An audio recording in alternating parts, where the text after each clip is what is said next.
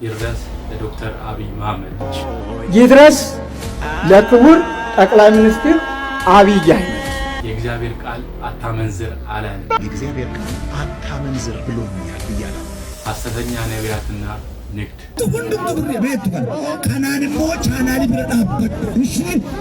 ሰላም እንደምን አላችሁ? ይህ ዩቲዩብ ቻናል ነው። በዚህ ዩቲዩብ ቻናል ላይ የተለያዩ ኦርቶዶክሳዊ ቪዲዮዎች እያመጣን እንማማርበታለን።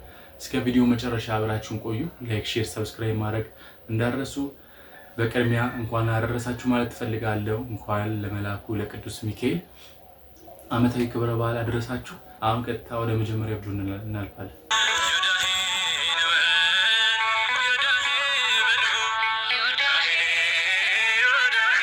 እኔ ፌስቡክ መጻፊያ የለኝም፣ በስውርም እመወረውረው ኃይለ ቃል የለኝም። የኔ መድረኬ ቤተክርስቲያኔ ነች። ይድረስ ለክቡር ጠቅላይ ሚኒስትር አብይ አህመድ። ጠቅላይ ሚኒስትሩ ሀገር ናት ዛሬም እያሉ ደጋግመው ሲናገር ሞገስ አለው፣ ደስ ይላል። ግን ሀገርነቷን የሚገልጠው ቃል ብቻ ሳይሆን ተግባር ነውና እነሆ ከሚያጋጭ ሥራ ያድኑን።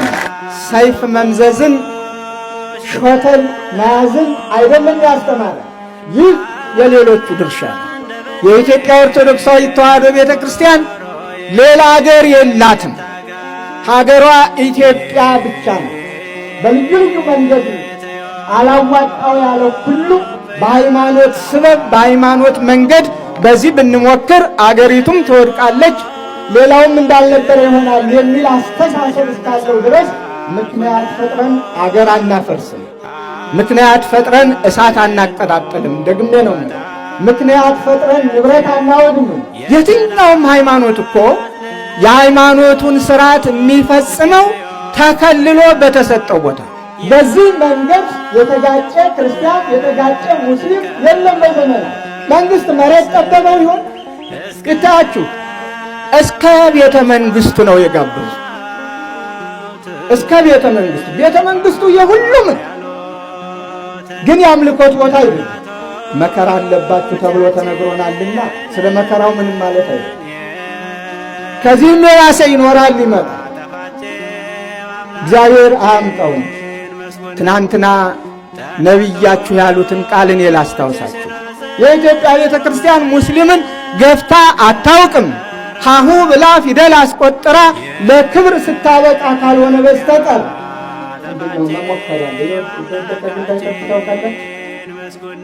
ግንድ አንድ ቦታ ላይ ከወደቀው ጫካ አካባቢ መንደርማ አካባቢ ከሆነ የድሮ መጥረቢያ ይዞ ነው የሚሄደው እያንዳንዱ ባላገር። ስለዚህ ባለፈ ባገደመ ቁጥር ያንን ግንድ ሳይመታው ያልፍ ክንዱን ይሞክርበታል። አሁን እያየነው ያለው ያን ተነስቶ ቤተክርስቲያኗን፣ ያን ተነስቶ ቤተክርስቲያኗን፣ ያን ተነስቶ ካህናቷን፣ ያን ተነስቶ ልጆቿን። ኢትዮጵያዊ ሰው ያን ያህል ይደባደባል? ሙቶስ ያን ያህል ይወቀራል? እንደው አንጀቱስ ይፈቅዳል? ህሊናውስ ይፈቅዳል? ሰው ሆኖ በመፈጠሩ ብቻ ክቡር ሰው። ለመሆኑ የዚህ የሰሞኑን ችግር ማን አመጣው? ምን አመጣ? አረ ሉክ የእግዚአብሔር ቃል አታመንዝር ብሎኛል ብያለሁ። እስቲ አጣርቻ ሰማሁሽ። ማን? የእግዚአብሔር ቃል አታመንዝር ብሎኛል ብያለሁ። ለቀደሙት አታመንዝር እንደተባለ ሰምታችኋል። ለኔ አይደለም።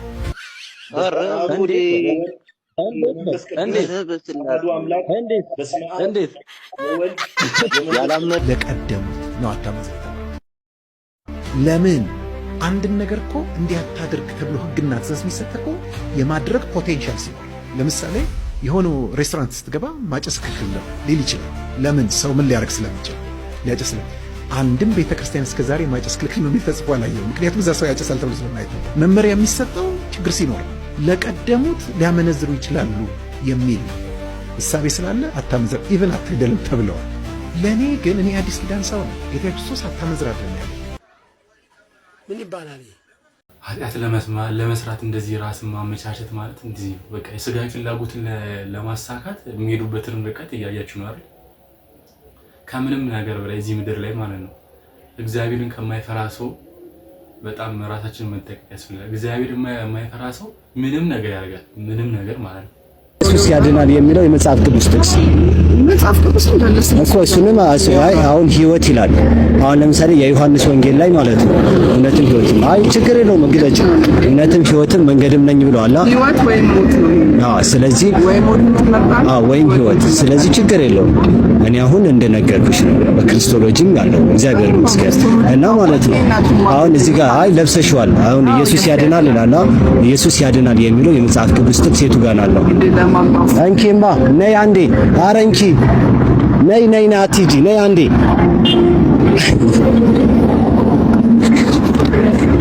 አንቺ ያልተያልሽ ነው ሸዋል ይሄንን ኢየሱስ ያድናል የሚለው መጽሐፍ ቅዱስ ጥቅስ የቱ ጋር አለው?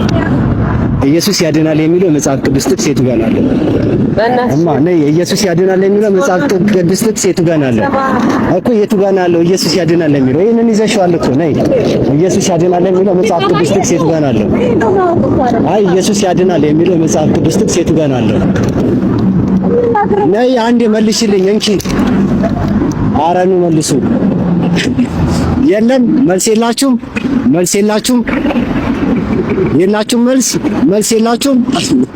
የላችሁም እነሆ ለማንኛውም መልስ የላቸውም። ግን መጽሐፍ ቅዱስ ይላሉ። ግን ኢየሱስ ያድናል የሚለው የቱ ጋር እንደሆነ ራሱ በትክክል ያውቁም ማለት ነው። ስለዚህ መልስ አላቸው ወይ ስንላቸው መልስ የለንም ብለዋል ማለት ነው። ስለዚህ ይሄ ነው ፕሮቴስታንት ሊዝማል። እንግዲህ እንደዚህ ናቸው ልባችንን በየመንገዱ እንደዚህ ውልቅ የሚያደርጉት እንደዚህ አይነት ሰዎች ናቸው እኮ። እኔ እኮ ግራ የሚገባኝ ነገር ሰው እንዴት ቲሸርቱ ላይ የጻፈውን ሳያውቅ ይወጣል ወደ ውጭ? ኢየሱስ ያድናል ማለትማ ማንም እኮ አይከብደውም ወጥቶ ቲሸርት ለብሶ። አሁን እነዚህ ስራ የላቸውም ምን የላቸውም፣ ታዲያ ምን ይሰራሉ ቤታቸው? እየዞሩ የሰውን ልብ ያወርዳሉ። አክሊል፣ አቡ፣ ዮኒ ፓፓ፣ ባሩክ፣ ኢዮባ፣ ጋዲ፣ ዲያቆን መኳንንት ተሰብስበው መጥተው አብረው ወይም በህብረት ዲያቆን ናታኒም አብረው በህብረት ከኔ ጋር ቤተክርስቲያን ቀረብን። እነሱ እስከ 9 ሰዓት ይጾሙ ነበር። አብሬያቸው ቤተክርስቲያን ግቢ ገብቼ ሲቆሙ ብዙ ጊዜ ነው የሚቆሙት። እንደዛ ጾሙ በልቼ የማያዋጣኝም ሃይማኖት አልኳቸው ስንወጣ። ለምን ደው የምትደክሙት ነው ገባ። ከዛ የሰጡኝ ሊሄዱ ሲሉ የሰጡኝ ነገር ምን እንደነበር ልንገር። ያስቀሩልኝ የሆነ ኢየሱስ ያድናል ኢየሱስ ጌታ ነው ምናምን ብለው አይደለም የሰበኩኝ። ያስቀሩልኝ የክርስቶስን ፍቅር ነው አስቀርተውልኝ ሄዱት። ፍቅር ብቻ ሰጥተውኝ ሄዱ። ተመለሱ ወደ አዲስ አበባ። ሁለተኛ ቀን ላይ ጠሩኝ አዲስ አበባ መጣሁ። ስመጣ ወጣቶች ናቸው ከኔ ጋር የተወሰነ መጽሐፍ ቅዱሳዊ ሐሳብ አወራን። ወሬው ያው ክርስቲያኖች ጋር ስትሰበሰብ ተራ ወሬ የለም። አንድ ስለ መጽሐፍ ቅዱስ ስለምናምን ነው እየተወራ የነበረው። ሲሸኙኝ ፍቅርን ሰጥተውኝ ሸኙ። ክርስቶስ ፍቅር አይደል? ያንን ፍቅርን ሰጥተውኝ ሄዱ። እነዚህ ውስጥ የገባው ወንጌል ምንድነው ያልኩኝ ጥያቄዎች መጠየቅ ጀመሩ። ከዛ በኋላ ከነዚህ ልጆች ጋር ነው እኔ የጨረስኩት እውነትን ማለት ነው። ከዛ ከነዚህ ልጆች ጋር ጨረስኩኝ። አንዳንድ መምህራኖች ነበሩ ሚዲያ ላይ ማይወጡ ትልልቅ መምህራኖች። እነሱ ጋር ስልክ ተሰጠኝ እየጠየቅኩኝ። በተለይ መድሎተ ጽድቅን የጻፈው ዲያቆን ያረጋል አበጋዝ በሚገርም ሁኔታ ክርስቶስን ፈትፍቶ አስረዳኝ። ገባ። ከዛ ስጠመቅም እኔ ግርግር አልፈለኩም። እነዚህን ከኔ ጋር ሲለፉ የነበሩ ወጣቶችን የጠራዋቸው ቤት ነው የጠራዋቸው። መጡ። ከነሱ ጋር አብረን ወደዚች ወደ ሐዋርያት ወደ መሰረቷት የቅድስት ሥላሴ ህብረት ወዳለባት ወደ አንዲቱ ሃይማኖት የተቀላቀልኩት ከዛ በኋላ ነው። ኦኬ ወንድማችን ተመስገን እንዴት ወደ ኦርቶዶክስ እምነት እንደመጣ በጥቂቱ ያስረዳን ነገር ነውና በተለይ እንደዚህ አይነት ስራ ላይ የምትሰሩ እና በቃ ብዙዎቹ ነፈለገ ምናምን እውነት እግዚአብሔር ይባርካችሁ። ማለት እንደዚህ አይነት ሰው የአንዲት ነፍስ መዳን ራሱ በጣም ትልቅ ነገር ነውና ያው እንግዲህ ልጁም እንግዲህ ከኛ ጋር ሆኖ እግዚአብሔርን እያገለገለ ቤተክርስቲያን እኩል እየጮኸ ያለ ልጅ ነውና ተመስገን። እንደዚህ አይነት ስራ ለምትሰሩ ሁሉ እግዚአብሔር ይጠብቃችሁ፣ እግዚአብሔር ይርዳችሁ ማለት ፈልጋለሁ። የሚያሳዝነው ነገር ምን መሰላችሁ ክርስቲያኖች? አሁን ለምሳሌ አንድ ሰው እዚህ የተሰበሰብንበት ቤተክርስቲያን ውስጥ ምሳሌ ነው። እዚህ ያለንበት ቤተክርስቲያን ውስጥ ቆሞ አሁን ያለንበት ቦታ ላይ ተገኝቶ እዚህ ቤተክርስቲያን ውስጥ ሲጋራ ቢያጨስ ምንድን ነው የምትሉት? ነውር ነው። እሺ ሌላስ? ሲጀመር እንደው አንወሻሽ፣ ነውር ነው ወደሚለው ደረጃ ማንደርስ እያጋጨን የምናስወጣ እውነት ወይስ ሐሰት? እንደው መናገሩ በኋላ ነው የሚመጣው። እየደበደብነው ነው የምናዋራው፣ ራሱ እየመታ ነው እንናገረዋለን። እንዴት እያለን ማለት ነው እንጂ እንዴት ምናምን። ኧረ ተው አንወሻሽ እንጂ የምናደርገውን ራሱ ድርጊትና መደብደቡን ራሱ እንደ ቅበተ እምነት ጥበቃ ነው የምንቆጥረው። ማለትም እርሱን መምታታችን ትልቅ ጀብድ እንደሰራንና ለቤተ ክርስቲያን ጥብቅና እንደቆምንላት ማለት ነው። ልብ ብላችሁ ስሙ እሺ። አሁን ውጪ ሲቆም እና ሲያጨስ ይሄን ሰውዬ ነውር ነው ብላችሁ ደብድባችሁ አበረራችሁት። ቤተ መቅደሱ ውስጥስ ቢያጨስ መልሱ እንጂ ቶሎ በሉ። አሁንም በትትና አታናግሩት። ምናልባት ቤተ መቅደስ ስለሆነ በፍቅር ስባችሁ ምን ታረጉታላችሁ? ታወጡታላችሁ። ከወጣ በኋላ ግን ወደ ምኑ ነው የምንሄደው? አሁንም ወደ ዱላው ነው የምንቀጥለው። እሺ ቤተ መቅደሱ ውስጥ ስለዚህ ሲጋራ ማጨስ ይቻላል አይቻልም? መልሱ ቶሎ በሉ። እሺ ቤተ ክርስቲያን ቅጥር ግቢ ውስጥስ ማጨስ ይቻላል አይቻልም? ጥሩ። አጥሩ ዙሪያስ? ምን ነው ድምጻችሁ ቀነሰ? ብዙ ኃጢአት አብዛኞቻችን እዛ አጥሩ ዙሪያ ሲሆን ምንም ችግር የለውም አይደል? አሁን ጸቡም እዛ ጋር ቢሆን ቢያንስ አጥሩ ጋር ነው፣ ውስጥ አልገቡም እንላለን። እሺ ውጭስ ቢሆን? አይ ታውት እሱን እውነት ለመነጋገር ቤተ ክርስቲያን ውስጥ ቢያጨስ ብናገኘው እንመተዋለን። እዚህም ቤተ መቅደስ ቅጥር ውስጥም እንናገረዋለን፣ ውጪም እንናገረዋለን። ትንሽ ራቀ ግን ካለ ኧረ የራሱ ጉዳይ ነው የምንለው። ኧረ የራሱ ጉዳይ እንግዲህ ምን ዓለም ላይ ስንት አጫሻለን የምንለው። ልብ ብላችሁ ስሙ። ቤተ መቅደስ ውስጥ ሲገባ ቤተ መቅደስ ውስጥ ይህ ኃጢአት መደረግ አይቻልም ብለን ነው አይደል ያስወጣነው። ይሄ ቤተ መቅደስ ውስጥ የተከለከለው ሱስ አንተ ሰውነት ጋር ይፈቀዳል? እና ታዲያ ተመሳሳይ እኮ ነው። ይሄም መቅደስ ነው፣ ያንተም ሰውነት ምንድን ነው? መቅደስ እኮ ነው። ይሄ ቤተ ክርስቲያን ውስጥ ሊደረግ አይገባም ብለን ጥብቅና የምንቆምለት ምንም አይነት ነገር የኛ ሰውነት ላይ ሊፈቀድ አይችልም በፍጹም። የትም ቦታ ብንሆን አልኳችሁ እኮ ቤተ መቅደስ ውስጥ ሲሆን ኃጢአት ነው አልን። ቅጥር ግቢ ውስጥም በደል ነው፣ አጥሩ ዙሪያም ኃጢአት ነው፣ ውጪ ስንወጣም በደል ነው ካልን ቤተ መቅደስ ውስጥ የማንሰራው ኃጢአት ውጪ የምንፈቀድለት ምንም ምክንያት የለም፣ አይፈቀድምም ጭምር። እየሰማችሁ ነው ክርስቲያኖች? አዎ ሰውነታችን ላይ ልክ ክርስቶስ እንደቆመባት ታንኳ እንዳልኳችሁ መሪዋ ክርስቶስ ብቻ ነው መሆን ያለበት። የእያንዳንዳችን ሰውነት ግን ክርስቶስ ሊመራው የሚገባው ሆኖ ሳለ በጣም ብዙ እንግዳ ነገሮች አስገብተንበታል። ኃጢአቱም፣ ነውሩም፣ በደሉም፣ ዘረኛነቱም፣ ክፋቱም ሁሉም ስለገባበት ታንኳው እየተበጠበጠ የኛ ሰውነት ወዴት ቦታ ላይ ቆሞ መርጋት እንዳለበት ያልታወቀን ለዛ ነው ሁሉም የሚመራው ሆነ።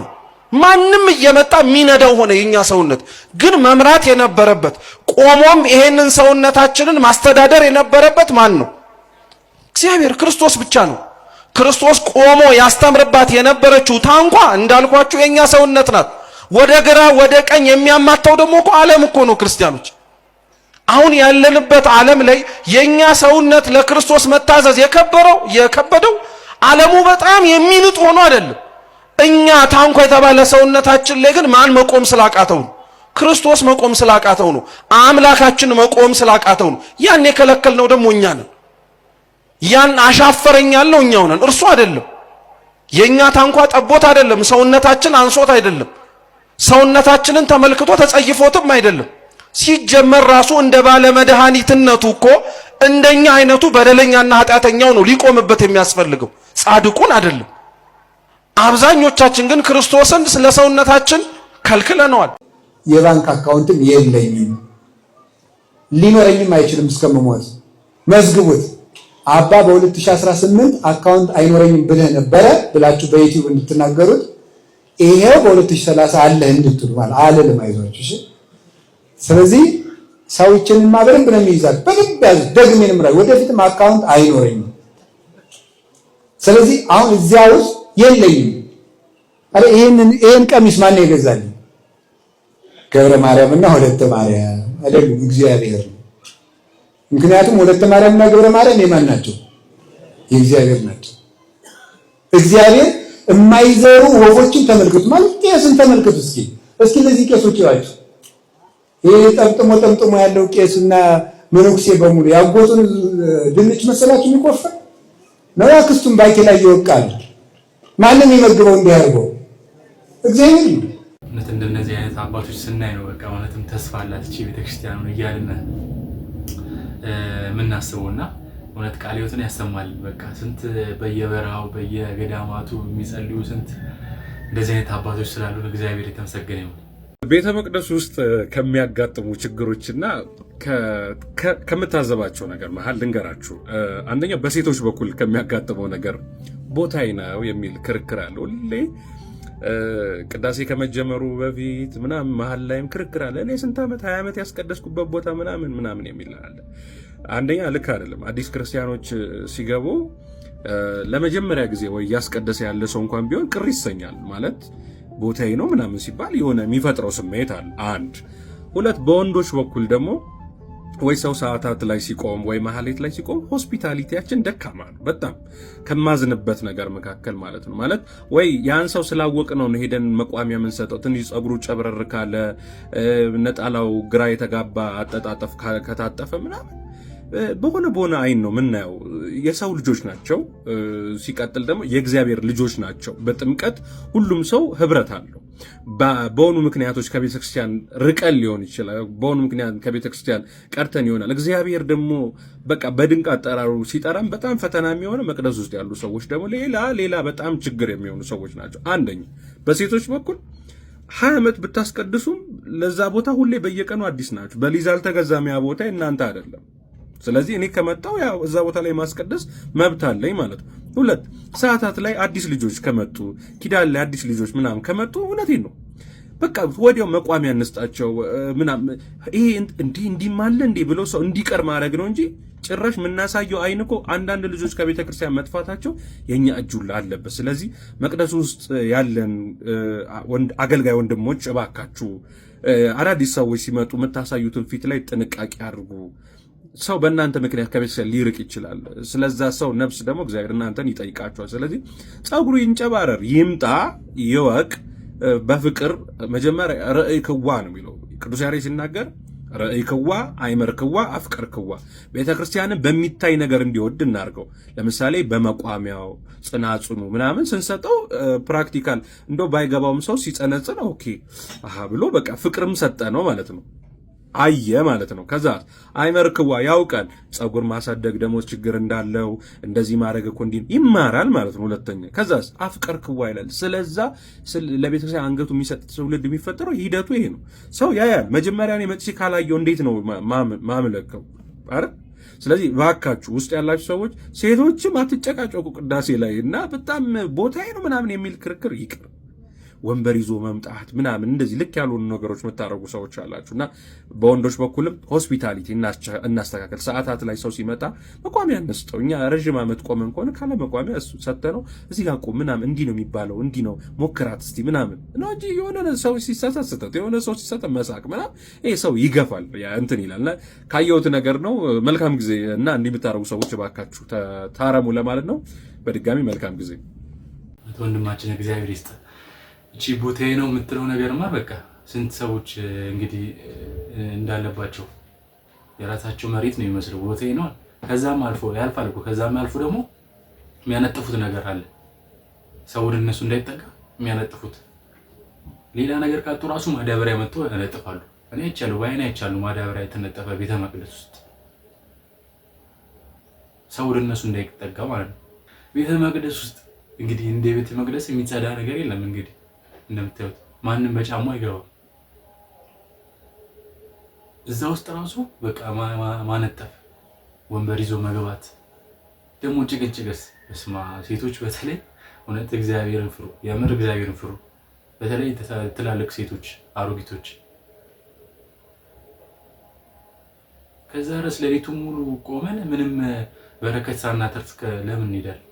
እንጀዳ ስሙዱጋ ወንጌላ ለመረደ ቦምበርባዱ አመ ወንተ ዱፉኩን ወንትኛ ተሙ ትራንስፖርት ወንቱ ሁንዱም ብር ቤት ጋር ካናንሞ ቻናሊ ብረዳበት እሺ ነምነ ኩመዲ በሰዲ ኩም ለነ መቀፍተ እዩ ፈያውለ ኢሳኒን ፈይነ ኩመዲ በሸኔ ተነራይና ሰይና እሺ ዳካ ቀበዱት ይገሊ ሲፈየዳ ፕሪስታቦሊ ሽሮፕ ወነቀ መናቀብደኩማ ወይ ብተቴ ሲፈየዱ ንከነድበት ቾለከት ዱዱ ሂዳሂካ ናበዲሳ ማበሉ ደንዳ ማሊ መቃወቀ ትከትዳም ቀበድ ኦኬ ፍቴራ ወያ ወሊ ከሰሚ ቀባ እነበስ ምረጁ ነከሰ ወያ ወሊ ቀባ ጫፊ ወያ ከሰሚ ካና ይኮ ኃይለኛ ንግድ ሆኗል እኮ በስማ እኔ ሰው ፓስተር የማይሆንበት ታዲያ ምክንያት ምንድነው ታዲያ? እንደዚህ ለምን ነው የማይሆነው? ይሆናል እንደዚህ ብር እየተሸበቸበ ቆይ እኛ ስናረጋው አሁን ቅር የሚላችሁ እኛ ቅባ ቅዱስ እምነት ስንቀባ መጽሐፍ ቅዱስ አላዘዘም ትላላችሁ። አሁን የኛው ምን ታዞኖች ታዲያ እየሸጣችሁ ያላችሁ ምን ላይ ተጽፎ ነው?